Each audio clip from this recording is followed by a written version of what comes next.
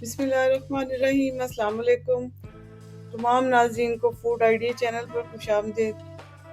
आज मैं आपके साथ कोई रेसिपी शेयर नहीं करने जा रही, बल्कि एक नहायत आसान तरीका बताने लगी हूँ।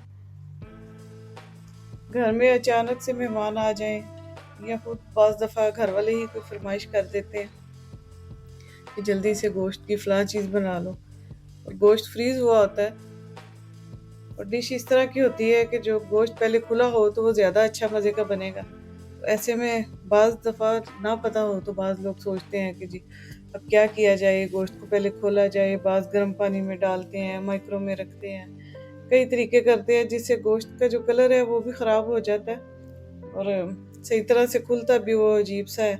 तो आज मैं आपको बताती हूँ कि फ्रीज़ हुए गोश्त को किस तरह से आपने 10 मिनट के अंदर खोल लेना है। ये देखें, अच्छी तरह से ये इसके अंदर बर्फ जमी हुई है।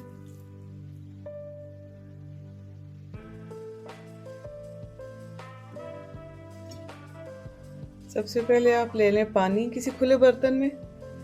बर्तन इस तरह का हो कि जिसके अंदर जितना आपका गोश्त है वो गोश्त अच्छी तरह से डूब जाए।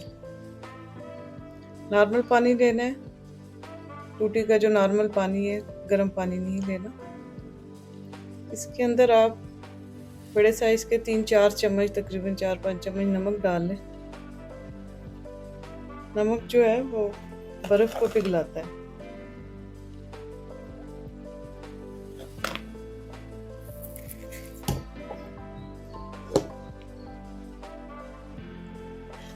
नमक डालकर उसको अच्छी तरह से मिक्स कर लें पानी के अंदर। मैं यहाँ पे आपको बकरे का गोश्त खोल के दिखा रही हूँ।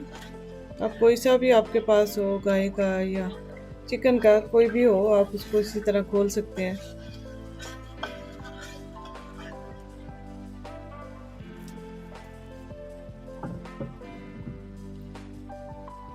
ये मैंने इसके अंदर डाल दिया।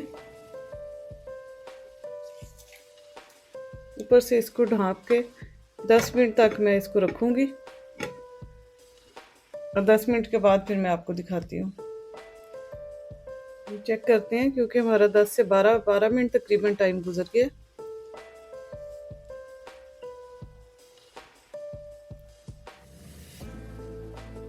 ये देखिए कितने आराम से ये अलग अलग हो रहा है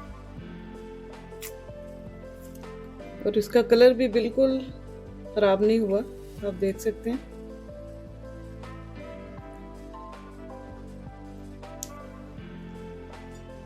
दस से 12 मिनट लगे हैं गोश्त को फूलने में।